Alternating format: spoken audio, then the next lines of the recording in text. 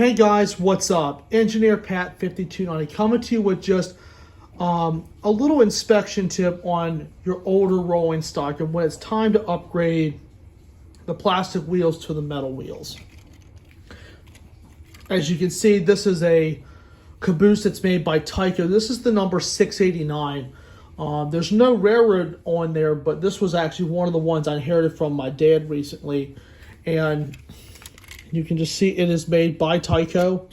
And as you can see, it has the old arch bar trucks on there. And you can see they've got these plastic wheels on there. And whenever you're running rolling stock, pay attention to this little groove right here, which is that little lip there. And that's what holds your train on your track. And as you can see on this wheel, right, let me see if I can find it. Hang on one second. I don't know if you can see this or not. Let me see if I can try to get to zoom in a little bit. You see that wheel right there on your top of your screen. That wheel is chipped. And you can see the edges on these wheels are chewed up big time. And when that groove is down to no more, the wheels will no longer grip to the track. So in that case is when it's time to upgrade wheels on these cars. As a matter of fact, this car is actually slated for rebuild. So guys have asked me, what type of wheels work with old Tyco cars or old Bachmann cars.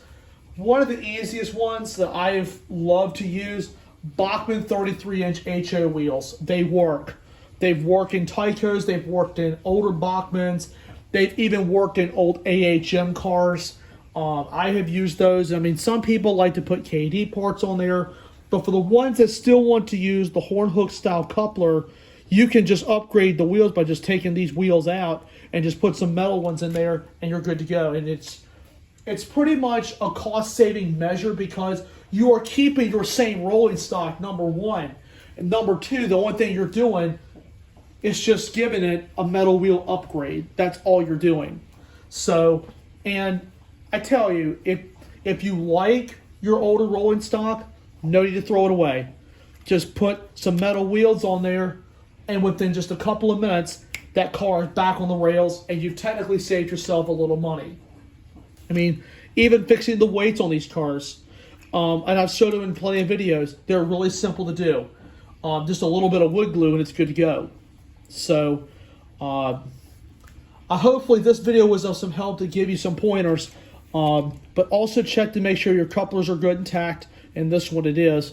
But most importantly are these wheels. If you have plastic wheels and they look like they're worn, take them off and put the metal ones on there, because the metal wheels, not only do they have a larger grip on the rails, they last a whole lot longer. And I'm going to compare that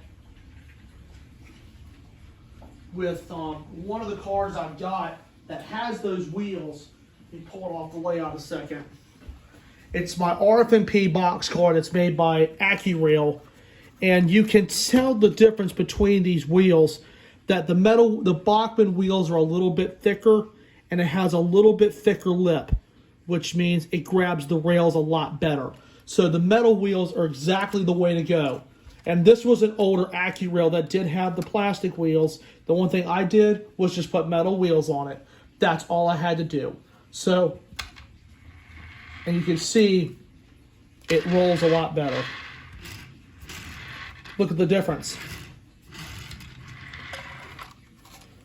Metal wheels for the win, guys. Metal wheels for the win. So if you are looking for metal wheels, go with Bachmann HO scale 33-inch metal wheels. Definitely worth it. So anyway, guys, I hope this video was of some help. Hope everybody's enjoying their week.